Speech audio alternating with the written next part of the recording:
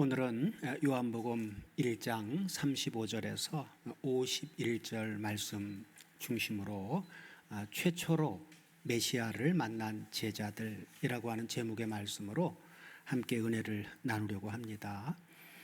자, 1장 전체의 중심점은 우리가 앞서 나눈 14절에 있다 그랬죠. 14절에 어떤 내용이 있습니까? 말씀이 육신이 되었다. 이 말씀이 바로 1장 전체의 중심점입니다.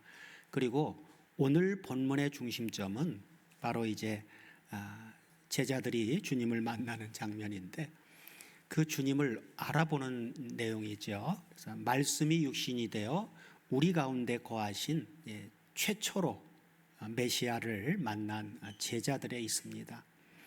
자, 먼저는 안드레가 베드로를 찾아가서 뭐라고 얘기합니까? 우리가 메시아를 만났다 하고 증언합니다. 그리고 두 번째는 누가 등장해요? 빌립이, 그렇죠. 주님이 직접 빌립을 전도하시죠. 나를 쫓아라. 그랬던 빌립이 이제 주님을 알아보고는 나다나엘을 찾아가서 뭐라고 얘기합니까? 성경에 기록된 그분을 우리가 만났다 하고 증언합니다. 그리고 셋째는 빌립의 전도를 들은 의심 많았던 나다나엘이 주님께서 빌립이 너를 부르기 전에 내가 무화과 나무 아래 있던 것을 보았노라 하신 주님의 말씀을 직접 듣고는 뭐라고 고백합니까? 당신은 하나님의 아들이요 이스라엘의 임금이로소이다 하고 바로 나다나엘은 자신의 신앙 고백을 하고 있죠. 자, 오늘 본문의 핵심은 41절에 나온 우리가 메시아를 만났다라고 한 말씀에 있습니다. 이는 구약의 믿음의 조상인 아브라함과 그리고 다윗 그리고 모든 선지자들이 꿈꾸던 축복입니다. 그들은 메시아를 기다리고 있었죠. 그렇죠. 그랬던 메시아가 드디어 와서 메시아를 만난 제자들 얼마나 큰 축복입니까? 자, 누가복음 2장 26절을 보시면 성령께서는 시므온에게도 이렇게 이제 말씀하시는데, 자, 누가복음 2장 26절 다 같이 보시면 저가 주의 그리스도를, 그리스도는 히브리어로 말하면 메시아죠. 저가 주의 메시아를 보기 전에 죽지 아니하리라 하는 성령의 지시를 받았더니 하고 말씀하죠. 진실로 메시아를 만나기 전에는 죽으면 안 됩니다. 그렇죠? 자, 이제 오늘 본문 말씀을 구체적으로 상고를 해보겠는데, 자, 요한복음 1장 35절, 36절을 먼저 보시면, 자, 또 이튿날 요한이 자기 제자 중 두 사람과 함께 섰다가 예수의 다니심을 보고 말하되, 세례자 요한이 하는 말이죠. 뭐라고요? 보라, 하나님의 어린 양이로다 하고 증언합니다. 세례자 요한은 바로 예수 그리스도 앞서 와서 주의 길을 예비하는 자로서의 사역을 한 사람이죠. 자, 그때 요한의 여기서 두 제자라고 이제 얘기를 하는데 두 제자 중에 한 사람은 누구였습니까? 바로 이제 40절을 보면 이제 누군지가 나오는데, 자, 다 같이 한번 보겠습니다. 요한의 말을 듣고 예수를 쫓는 두 사람 중에 하나는 바로 시몬 베드로의 형제 누구라고요? 안드레라 하고 말씀하죠. 자, 이름을 밝히지 않은 다른 한 사람은 누굴까요? 요한복음을 기록한 바로 사도 요한이라고 그렇게 이제 우리는 다 알고 있습니다. 자, 주님께서 자신을 쫓는 두 제자에게 하신 첫 번째 말씀이 무엇입니까? 자, 본문 요한복음 1장 37절, 38절을 연결해서 보시면, 자, 두 제자가 세례자 요한의 말을 듣고 예수를 쫓는 그 두 제자를 향해서 예수님이 돌이켜 그 쫓는 것을 보시고 물어 가라사대 뭐라고 물어봅니까? 무엇을 구하느냐? 무엇을 구하느냐? 너희들을 도대체 무엇을 구하기 위해서 나를 지금 쫓고 있느냐? 그렇게 물어보신 거죠. 그랬을 때 가로되 랍비여 어디 계시오니까 하니 랍비는 번역하면 선생이라. 그래서 두 제자가 처음 세례자 요한의 증언을 듣고 하나님의 어린 양이로다라고 쫓은 그 예수님을 누구로 알고 처음에는 쫓아갔어요? 랍비. 그렇죠. 랍비라고. 요한복음에는 주님께서 직접 이렇게 물어보시는 장면들이 여러 번 등장합니다. 이는 주님이 그렇게 이제 물어보시는 것은 몰라서 물어보는 게 아니시죠. 그럼 왜 물어보시는 걸까요? 바로 자신이 안고 있는 문제가 무엇인가를 일깨워 주시기 위해서 물어보시는 겁니다. 자, 누구를 찾느냐 하시지 않고 두 제자한테 뭐라고 물어보셨어요? 무엇을 찾느냐 그랬어요. 왜 그렇게 물어보셨을까요? 인간의 속물근성 때문이죠.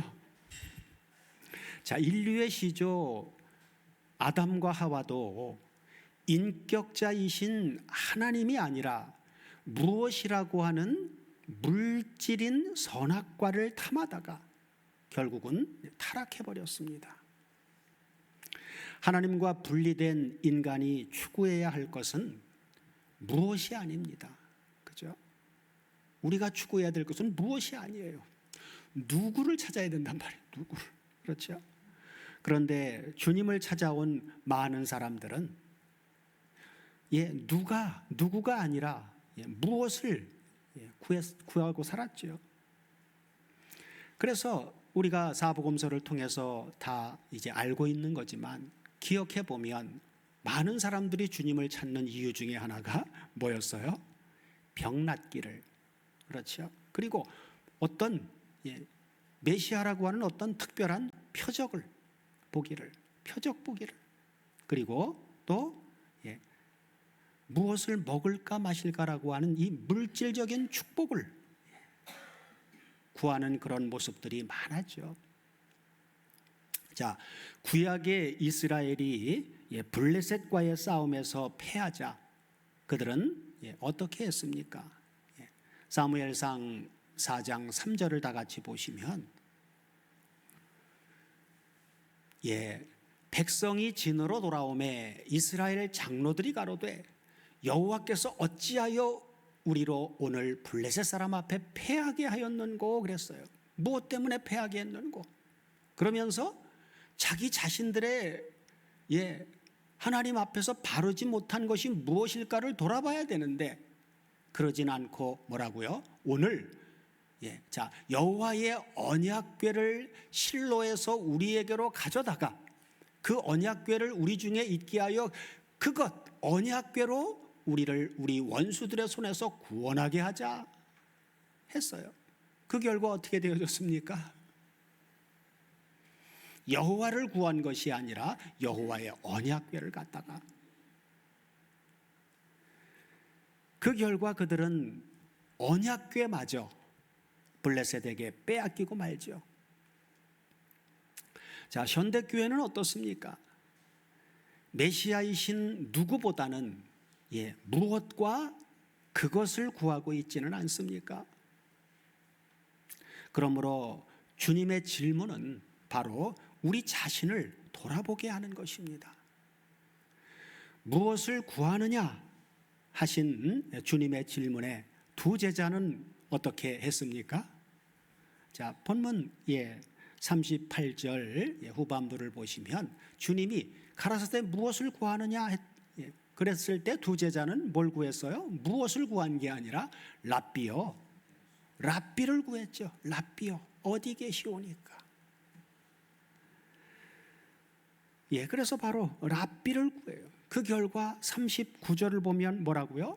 예수께서 가라사대 와보라. 그죠? 무엇을 구했다면 와보라 그랬을까요? 아니. 랍비요. 계신 데가 어디입니까? 그러니까 와보라 그래서 와보라. 그러면서 그러므로 저희가 가서 계신 데를 보고 그날 함께 거하니 때가 몇이라고요? 10시쯤 되었더라. 자, 와 보라라고 하는 것은 다시 말해 와 오라. 그러면 너희들이 내가 누군 줄 알아볼 것이다 하는 얘기죠. 얼마나 명쾌한 초청입니까? 자, 그리고 이 10시쯤이라고 하는 것은 오늘날 태양력의 시간으로 환산을 하면 오후 4시예요. 오후 4시. 그러니까 오후 4시에 주님과 함께 갔는데, 그날 함께 거했다고 하니까 그날 밤을, 그렇죠? 그날 밤을 함께 보낸 것이죠. 자, 그날 밤을 주님과 함께 보낸 안드레는 랍비로 보였던 주님을 누구로 보게 되었습니까? 40절 41절 같이 보시면 나오죠. 자, 세례자 요한의 말을 듣고 예수를 쫓는 두 사람 중에 하나는 시몬 베드로의 형제 안드레라. 자, 하룻밤을 보낸 결과 다음 절 보면 그가 먼저 하룻밤을 보내고 나서 제일 먼저 찾아간 게 누굴 찾아갔어요? 형제 시몬을 찾아가 말하되, 우리가 누구를 만났다고요? 랍비가 아니라 메시아를 만났다. 메시아를 만났다.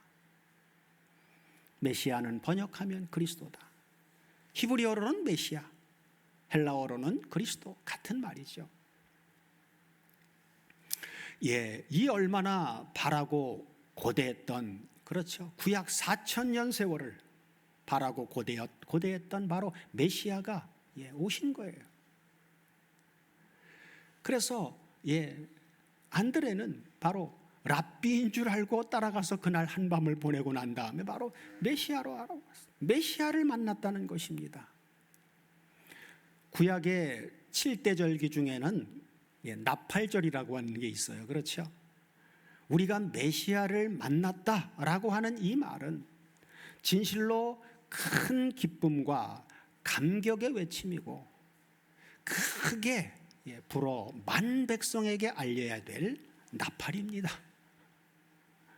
여러분, 우리가 나가서 뭘 얘기할 거예요? 사람들에게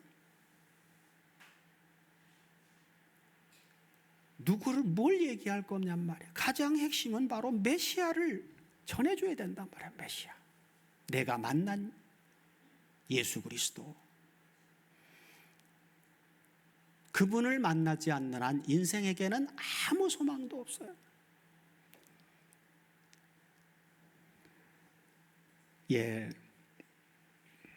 안드레가 메시아를 만났다라고 했을 때 안드레는 내가 메시아를 만났다 그러지를 않고 뭐라고 그랬어요? 우리라고 하는 단어를 쓰고 있어요. 우리. 내가 아니라 우리가 메시아를 만났다. 그렇게 말한 것은 바로 혼자만의 증언이 아니라 증인되기에 결격 사유가 없는 두 사람 이상의 증언임을 의미해 주고 있습니다. 구약의 율법을 보면 한 사람의 증언이 아니라 두 사람 이상의 증언이라야 합당한 증언이라고 얘기를 하거든요. 그렇죠? 요한복음은 이를 증거하여 바로 모든 사람이 누구를 만나기를 열망하는 거예요? 메시아를 만나기를 열망하는 것입니다. 요한복음을 기록한 목적은 모든 사람이 이 요한복음을 통해서 메시아를 만나기를 열망하고 있는 것입니다. 그러므로 기록한 목적대로, 성경을 기록한 목적대로 요한복음을 온전한 마음으로 상고하는 사람은 누구든지 메시아를 만나게 될 것입니다. 안드레는 우리가 메시아를 만났다 하고 복음에 나팔만 불었습니까? 본문 42절을 다 같이 보시면, 자, 형제 이제 시몬에게 42절이요. 42절 같이 보시면, 자, 데리고 예수께로 오니, 그렇죠? 데리고 예수. 그러니까 메시아를 만났다라고 한 증언만이 아니라 형제 시몬을 데리고 예수께로 왔어요. 그러니 예수께서 바로 안드레가 데리고 온 시몬을 보고 가라사대 뭐라고요? 내가 요한의 아들 시몬이니 장차 게바라 하리라 하시니라. 게바는 번역하면 뭐라고요? 베드로라. 그래서 데리고 예수께로 오므로 누구도, 형제 시몬도 누구를 만난 거예요? 메시아를 만난 것이죠. 메시아를 만나자 메시아이신 주님은 고기잡이 시몬을 어떻게 바꿔줬어요? 복음 전도자 게바로 이름을 개명해 주십니다. 이것은 바로 삶의 목적을 바꿔주신 것을 의미합니다. 삶의 목적을 바꿔주신 거예요. 고기잡이에서 무엇으로? 사람을 낚는 업으로. 자, 이제 본문 43절에서 44절도 같이 보시면 두 번째 메시아를 만난 사람이 등장을 하죠. 자, 이튿날 예수께서 갈릴리로 가려 하시다가 빌립을 만나 이르되 나를 쫓으라 하시니, 주님이 직접 빌립에게 말씀하신 것이죠. 자, 44절 보면 빌립은 안드레와 베드로와 한 동네 벳세다 사람이라 하고 말씀합니다. 여기에 보면 주님하고 이 빌립하고 무슨 대화했던 내용은 기록되어져 있지 않아요. 그러나 빌립도 누구를 만난 거예요? 메시아를 만난 것입니다. 그래서 메시아를 만난 빌립은 이 사실을 누구에게 제일 먼저 그 기쁨을 증언합니까? 자, 45절을 다 같이 보시면, 자, 빌립이 나다나엘을 찾아 이르되 모세가 율법에 기록하였고 여러 선지자가 기록한 그 일을 우리가 만났으니 요셉의 아들 나사렛 예수니라 하고 말하죠. 자, 율법에 기록하였고 그리고 여러 선지자가 기록한이라고 하는 이 표현은 바로 구약 성경을 가리키는 것이죠. 구약 성경을 가리키는 것이죠.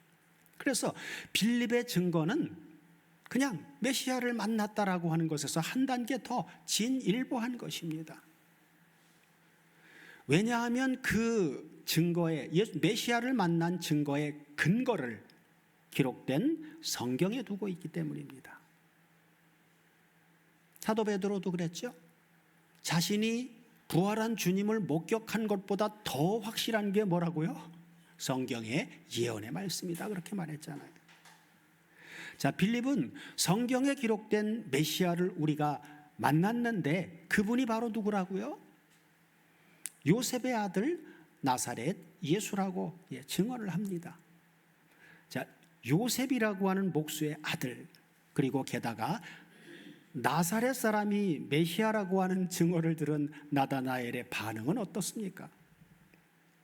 46절을 다 같이 보시면, 자, 나다나엘이 가로되 나사렛에서 무슨 선한 것이 날 수 있느냐? 나사렛에서 무슨 선한 것이 날 수 있느냐? 긍정적인 반응이 아니죠. 그랬더니 빌립도 뭐라고요? 빌립이 가로되 와보라, 와보라. 안드레도 데리고 예수께로 왔어. 와보라 하니라. 자, 나사렛에서 무슨 선한 것이 날 수 있느냐 했는데 이것은 오늘날 우리가 복음을 전하는 전도 현장에서 우리가 경험하는 문제이기도 합니다. 그런데도 빌립은 나사렛 예수를 율법에 기록하였고 여러 선지자가 기록한 메시아로 고백을 하다니, 이는 진실로 혈과 육이 아니라 성령께서 바로 누구의 마음을요? 빌립의 마음을 열어 바로 자기를 부르신 그 예수가 메시아인 것을 깨달을 수 있도록 해주셨다라고 하는 사실을 알 수가 있는 것이죠. 빌립은 나다나엘에게 와보라 하고 그를 메시아 곧 그리스도에게로 초청을 합니다. 빌립이 데리고 오는 나다나엘을 주님이 보시면서 나다나엘에게 어떻게 말씀하십니까? 47절을 다 같이 보시면, 자, 예수께서 나다나엘이 자기에게 오는 것을 보시고 그를 가리켜 가라사대 보라, 그렇죠, 보라. 이는 누구라고요? 참 이스라엘 사람이라. 그러면서 그 속에 간사한 것이 없도다 그래요. 주님은 속을 보시는 분이죠. 그리고 그를 참 이스라엘 사람이라고 그랬어요. 자, 주님께서 참 이스라엘이라 하신 이 말씀의 의미는 무엇일까요? 참 이스라엘 사람이다. 그 이스라엘 사람 중에도 진짜가 있고 가짜가 있다고 말씀이죠. 자, 로마서 9장 6절을 보면 사도 바울을 통해서도 이렇게 말씀을 해주셨는데, 또한 하나님의 말씀이 폐하여진 것 같지 않도다. 이스라엘에게서 난 그들이 다 이스라엘이 아니다. 그렇죠.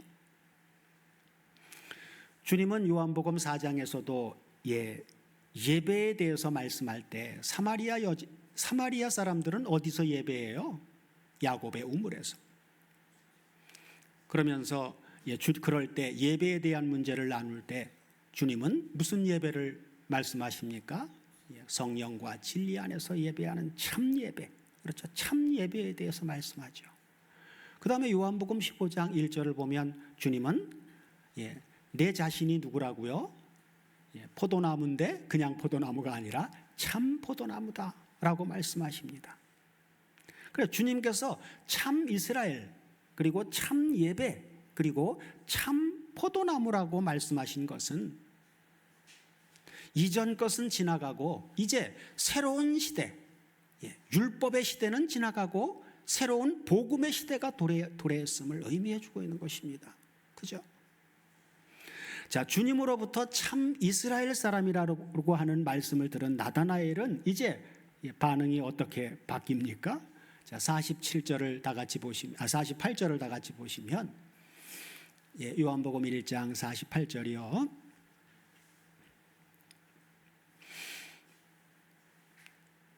요한복음 1장 48절이요. 다 같이 한번 보겠습니다.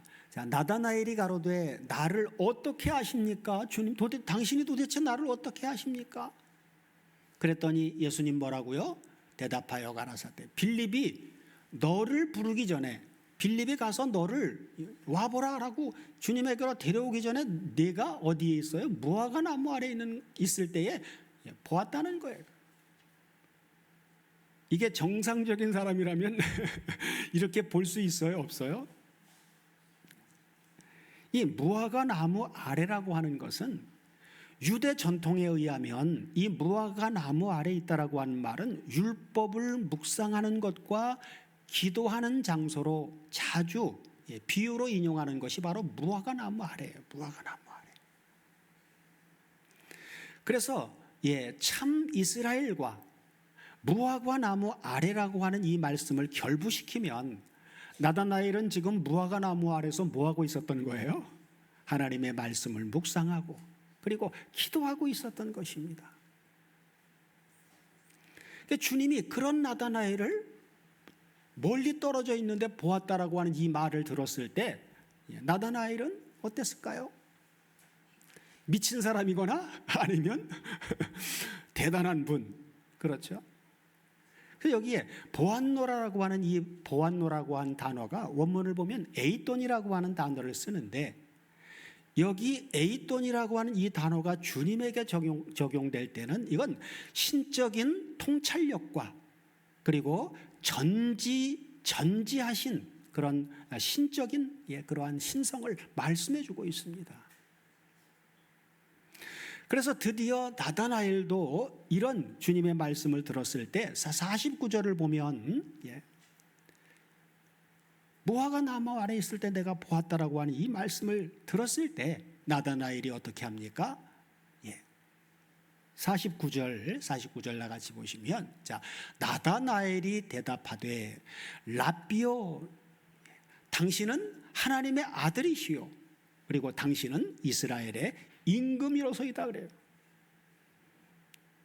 그러니까 나다나엘도 주님의 말씀을 들었을 때 이제 부정적인 생각이 바뀐 거죠.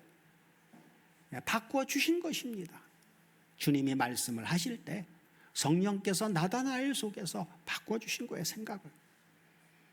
그래서 당신은 하나님의 아들이시고, 하나님의 아들이 아니고는 내가 무화과 나무 아래 있을 때 그걸 어떻게 봅니까? 그리고 내가 참 이스라엘 사람이라고 하는 것을 어떻게 압니까? 하나님의 아들이시 아니고는 나다나엘의 속을 볼 수도, 그가 하고 있던 이런 것들을 알 수도 없는 것이죠. 그러나 나다나엘은 주님의 그 말씀을 듣고는 깨닫게 해 주신 것이죠. 그래서 나다나엘도 결국 메시아를 만난 것입니다. 나다나엘의 고백이 그리스도는 하나님의 아들이시요, 그리고 하나님의 어린 양이실 뿐만 아니라 그는 우리의 왕이시라고 하는 데까지 발전하죠. 자, 나다나엘의 신앙 고백을 들으신 주님은 이어서 어떻게 말씀을 하십니까? 자, 50절, 51절을 다 같이 보시면, 자, 예수께서 50절이요.